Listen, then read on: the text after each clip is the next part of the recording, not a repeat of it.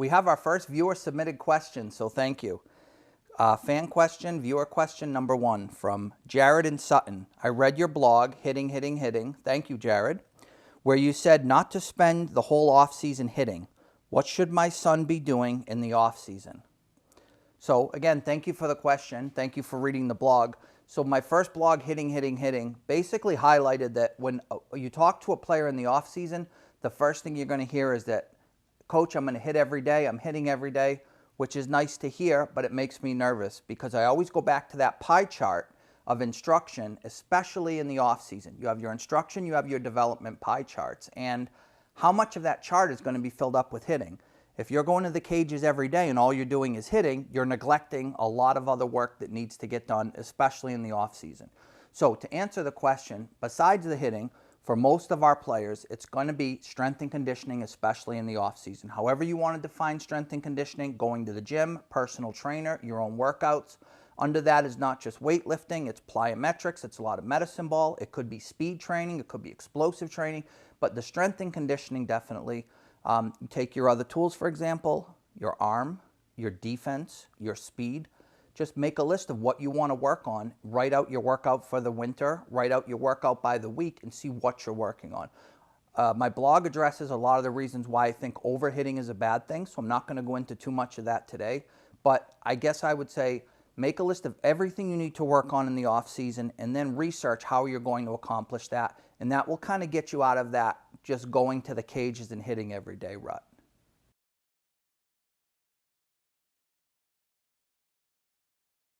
I think the best thing to do is to make a list of the resources you have available to you and then make a list of what you want to work on in the off season.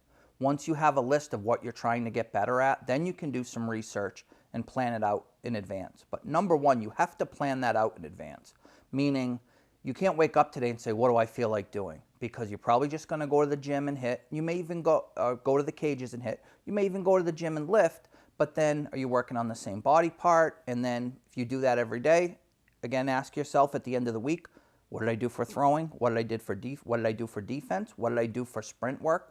And a lot of things are going to be left out. So I think you sit down, blank piece of paper, computer sheet, write down all the things you want to get better at, do your research on how you're going to do that, and then map out your schedule. And then when you put it into an organizational pie chart, you're going to see the numbers. At the end of the week, you can reflect, okay, I spent 4 hours on hitting this week.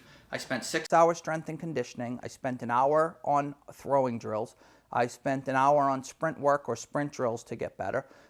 Or it could even be research for the sports psychology part of this. You know, what did I do to strengthen my mind or to, work on my mental health as far as in relation to sports?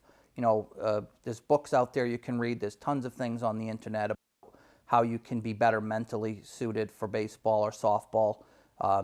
And that's definitely something I think that most players don't do. They're kind of flying by the seat of their pants through the offseason. So take a step back, make a list of what you want, make yourself a schedule and stick to that schedule. And I think you'll find it'll put you at ease too. It'll kind of take the angst out of what am I missing or what have I forgotten to do. You map it out in advance. You want to recheck it every couple weeks and make sure you're not missing everything. But I think making a schedule for yourself, definitely most important, especially considering how are you going to get your strength and conditioning? Are you going to do that in your basement because you have all the equipment you need, or do you have to get to a facility? Do you have hitting drills you're going to do at home, or do you have to get to a batting cage? Answer all those questions in advance and it'll set you up for success. If you enjoyed the video, please let us know by leaving a like. If you have a question you'd like answered, please leave it below in the comment section. If you want to catch more of this content, make sure you follow or subscribe so you don't miss out on anything. Thank you. See you next week.